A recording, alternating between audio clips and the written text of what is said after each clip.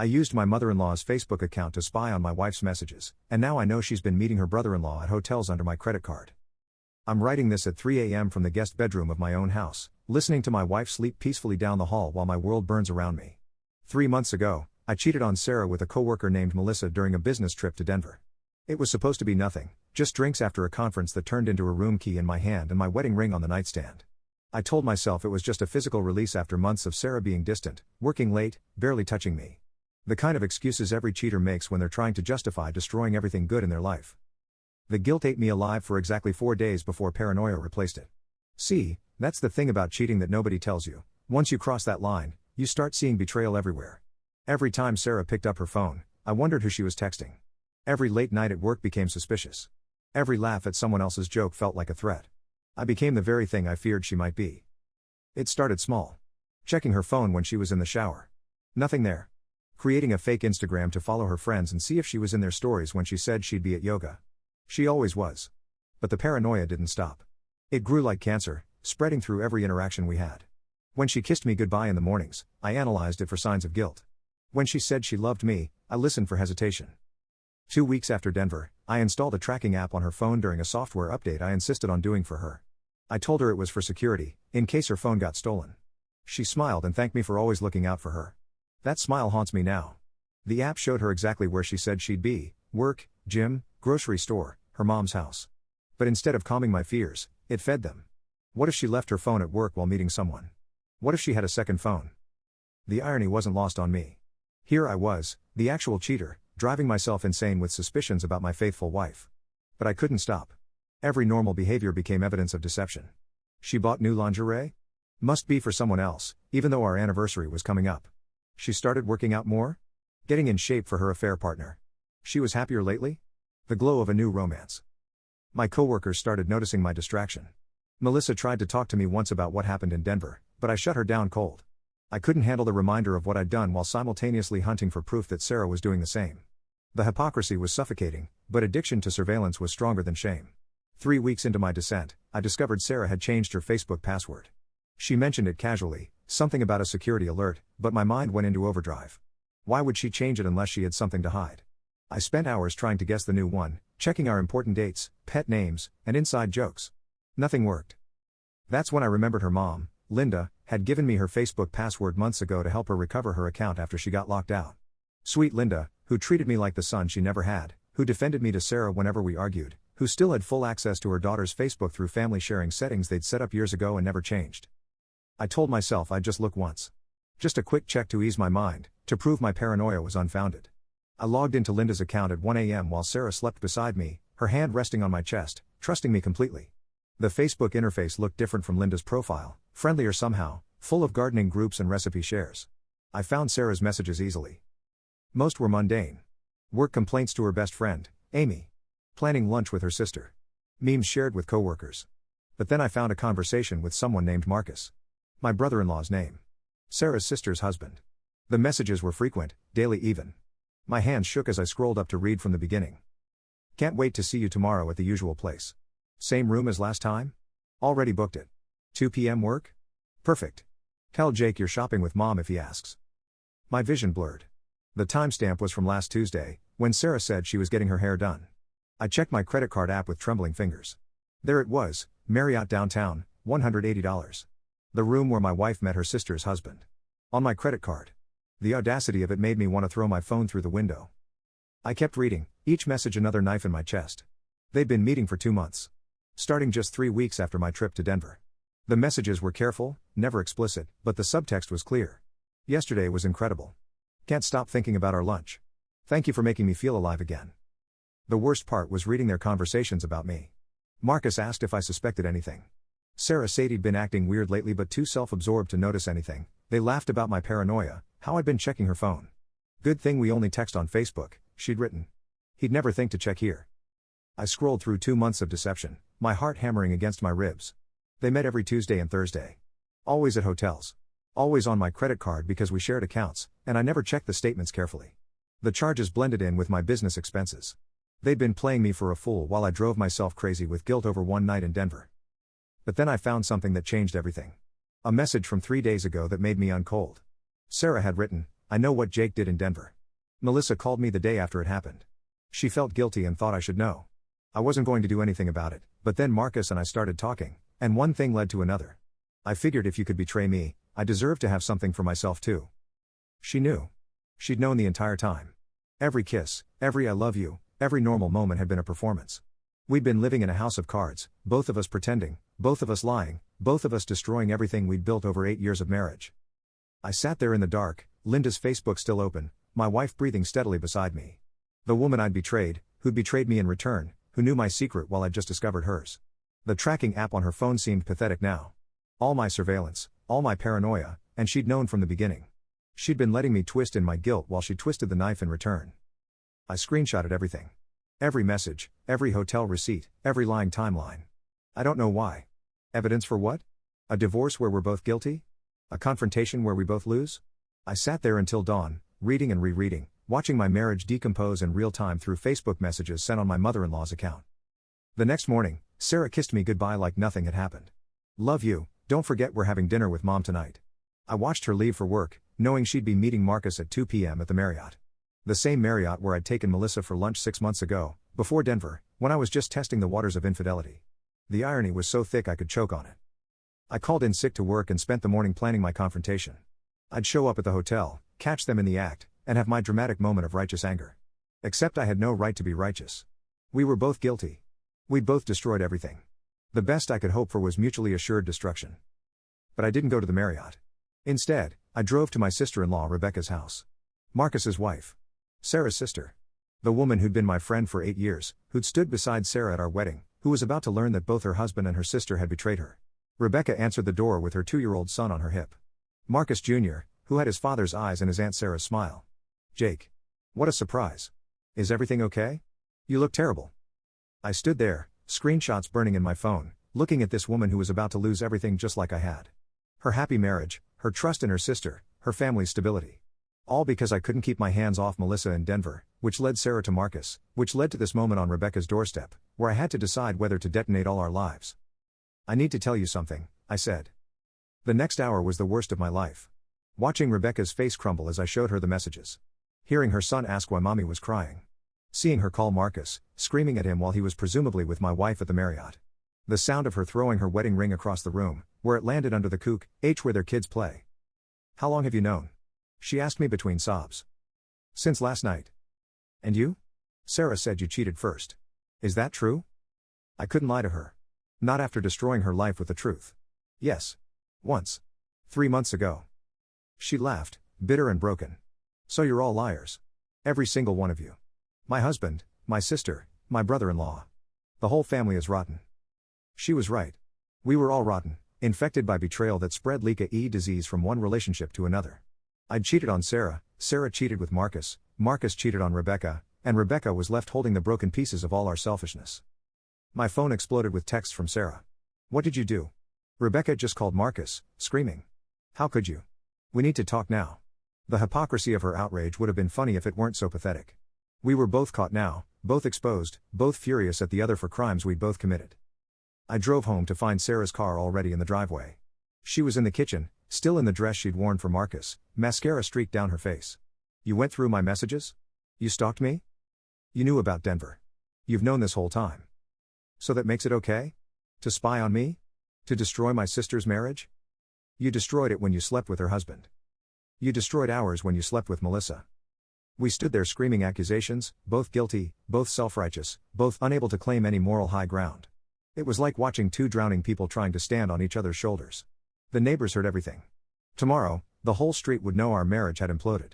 I want a divorce, Sarah said. Fine. I'll file tomorrow. I'm keeping the house.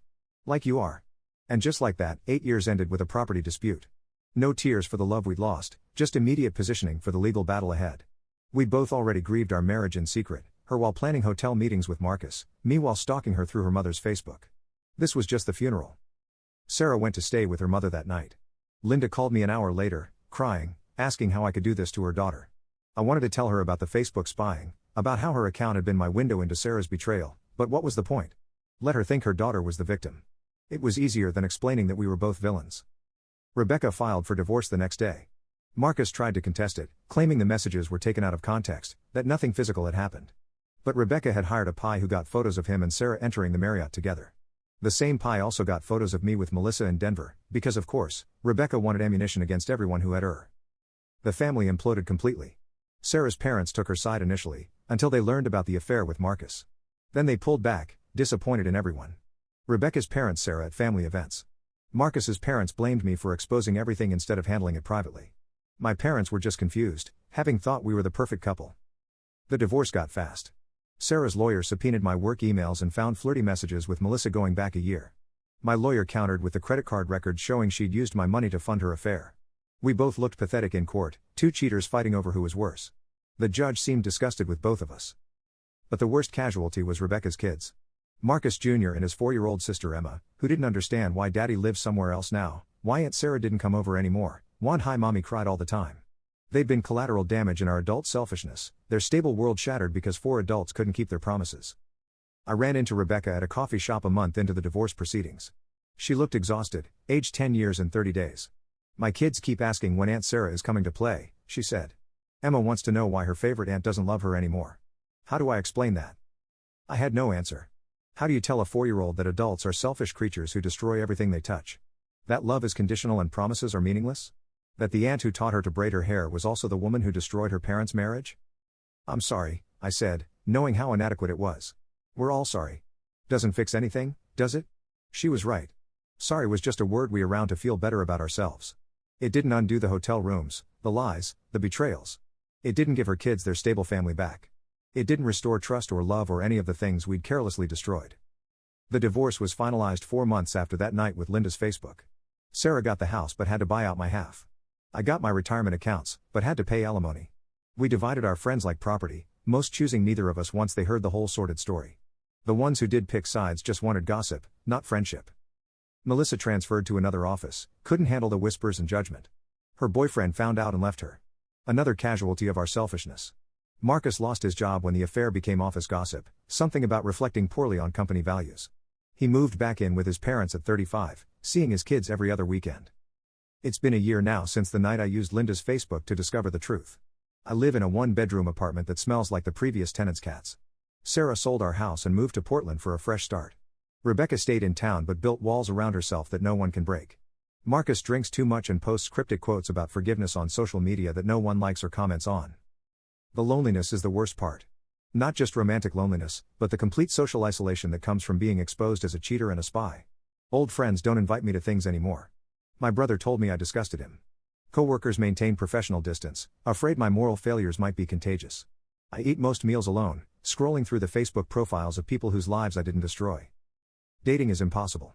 Every woman I meet eventually Googles me and finds the Reddit post Sarah made about our marriage, complete with screenshots and a timeline. She titled it "My husband spied on me through my mom's Facebook after cheating on me first." It has 47,000 upvotes and 3,000 comments, mostly calling us both trash. Someone cross-posted it to Twitter, where it went viral. We became a cautionary tale, a meme about relationships. I saw Sarah once, 6 months after the divorce, at a mutual friend's wedding we'd both committed to before everything fell apart. She looked good, had lost weight, her hair was short. We ended up at the same table by cruel coincidence. The tension was suffocating. Everyone watched us, waiting for drama. We managed stilted small talk about nothing, both pretending we hadn't destroyed each other's lives. During the father-daughter dance, I watched Sarah tear up.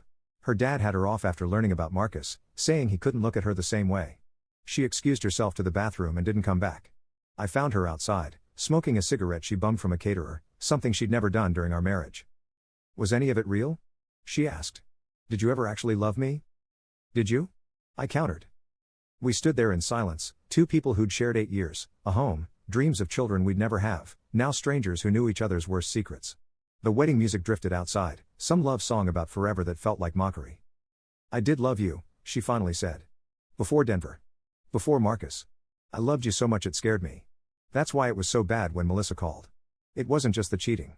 It was that you could do it so easily, like I meant nothing. You didn't mean anything. You meant everything. That's why I went crazy afterward, why I started tracking you, spying on you. I was terrified of losing you to someone else. So you pushed me straight to him instead."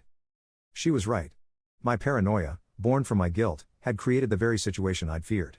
If I hadn't been so suspicious, so controlling after Denver, would she have turned to Marcus for comfort?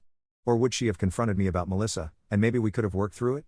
We'll never know because we both chose revenge over repair. I check your Instagram sometimes, she admitted. With a fake account. You look miserable. I am miserable. Good. She dropped the cigarette and crushed it under her heel. We both got what we deserved. Linda died 2 months ago. Heart at 63. Sarah called to tell me, said she thought I should know since Linda had always loved me like a son. Even after everything, even after I'd used her Facebook account to spy on her daughter, Linda had kept a photo of our wedding on her mantle. Sarah found it while cleaning out her mom's house. She never knew, did she? About the Facebook thing? Sarah asked on the phone. No. I never told anyone except Rebecca. Good. Let her rest, hinking at least one of us wasn't a complete monster. The funeral was. Sarah's whole family was there, including Rebecca and the kids. Marcus wasn't invited but sat in his car across the street like some lich. I sat in the back, unwelcome but unable to stay away from the woman who'd loved me unconditionally. Sarah gave a eulogy about how her mother had taught her about love and trust, and I wanted to laugh at the irony, but mostly I just wanted to cry.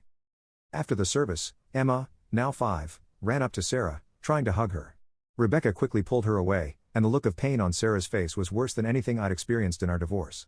She'd lost not just her marriage and her sister, but her relationship with 2 kids who'd adored her. All for Tuesday and Thursday afternoons at the Marriott. I work late most nights now because going home to an empty apartment feels like surrender. Sometimes I catch myself about to text Sarah about something funny that happened, muscle memory from 8 years of sharing everything. I always delete the message before sending. We have nothing left to share except regret. Melissa got engaged last month. She sent me an invitation, which felt like either forgiveness or cruelty, I'm not sure which. I won't go, but I sent an expensive gift with a note wishing her the happiness we'd destroyed for ourselves. Her fiancé doesn't know about Denver. I hope for her sake he never finds out. Some secrets are better buried, though ours had a way of clawing to the surface. My therapist says I need to forgive myself, but how do you forgive yourself for setting fire to every life you touched? Sarah, Rebecca, Marcus, Linda, the kids, even Melissa. We're all worse off because of the choices I made in a Denver hotel room. The therapist also says Sarah bears responsibility for her choices, too, and he's right, but that doesn't make my guilt any lighter. The saddest part is that I still love her. Not Sarah as she is now, a stranger in Portland posting inspirational quotes about new beginnings, but the Sarah from before. The one who used to leave me funny notes in my lunch, who couldn't sleep without her feet touching mine, who cried at commercials with dogs. That Sarah died in Denver, killed by my betrayal, replaced by someone who could meet her brother-in-law at hotels and charge it to my credit card. Sometimes I wonder if there's a parallel universe where I didn't go to Melissa's room that night. Sarah never got that phone call. Where we worked through whatever distance had grown between us instead of weaponizing it. Where Rebecca's kids still have their parents together. Where Linda died surrounded by a loving, intact family instead of the fractured mess we'd become. But this is the universe where I did cheat, where I did spy, where I did destroy everything. Where Sarah did too. Where we're both villains in our own story, both victims of our own choices, both alone in the wreckage we created. There's no redemption arc coming, no second chance romance, no forgiveness that fixes everything. Just 2 people who had everything and it was all for nothing. I keep Linda's funeral card in my wallet. Not sure why. Maybe as a reminder of the last person who loved me unconditionally, whose death freed her from knowing how I'd betrayed her trust. Or maybe it's punishment, carrying the weight of her memory, knowing I used her account to destroy her daughter's lives. Last week was what would have been our 10th anniversary. I spent it scrolling through our old photos that I should have deleted but can't bring myself to lose. Sarah posted nothing that day, but her activity status showed she was online at 2 a.m., probably doing the same thing. 2 insomniacs 3,000 miles apart, grieving a marriage we'd both had. The worst part about destroying your life is that you still have to live it afterward. Every morning I wake up in my sad apartment, go to my job where everyone knows I'm a cheater, come home to silence, and repeat. This is my life now, the one I chose in Denver, confirmed through Linda's Facebook, finalized in court. I made my bed in a Marriott hotel room, and now I sleep in it alone. Tomorrow marks 1 year since the divorce was finalized. I know because Sarah's lawyer sent me papers about some final tax issue that needs signatures. Just business now, the last threads of 8 years reduced to paperwork and notarized forms. I'll sign them, mail them back, and that will be that. The official end of everything. Rebecca texted me yesterday. First contact in 6 months. Marcus wants more custody of the kids, and she needs my testimony about the affair for court. She's not asking as a friend or even family, just as someone who needs evidence to protect her children from the man who destroyed their family. I'll do it, of course. It's the least I can do after being the one who lit the match that burned everything down. Do you ever regret telling me? She asked at the end of our call. No, I lied. Because sometimes I do regret it. Sometimes I think we could have all lived in our elaborate deceptions forever, Sarah with Marcus, me with my guilt, Rebecca in ignorant happiness. But secrets have a way of rotting everything from the inside. Eventually, it would have all collapsed anyway. At least this way, that was clean, even if it nearly killed us all. I still have the screenshots from that night, saved in a hidden folder I tell myself I'll delete but never do. Proof that I wasn't crazy, that my paranoia was justified, that she betrayed me too. As if that matters. As if being right about her cheating somehow cancels out my own. As if mutually assured destruction is somehow better than one-sided devastation. The truth is, we were perfect for each other in our imperfection. Both selfish enough to cheat, both hypocritical enough to feel betrayed, both enough to think we could have it all without consequences. We deserved each other, and we deserved to lose each other. The tragedy isn't that our marriage ended, it's that we destroyed so many other lives in the process. If you're reading this thinking about cheating, about checking your partner's messages, about revenge affairs or hotel rooms or anything that violates the trust you promised to protect, just know this, you'll end up exactly where I am. Alone in an apartment, scrolling through photos of a life you destroyed, knowing that everyone you loved is worse off because you existed in their world. The guilt doesn't fade. The loneliness doesn't improve. The damage doesn't undo itself. You just wake up every day and live with what you've done, who you've become, what you've lost. And the worst part? You'll know you deserve every second of it. I used my mother-in-law's Facebook to spy on my wife's messages, and now she's dead, my marriage is over, my family is destroyed, and I'm exactly where I deserve to be, completely, utterly, deservedly alone. Some sins don't wash off, they just soak deeper until they become who you are.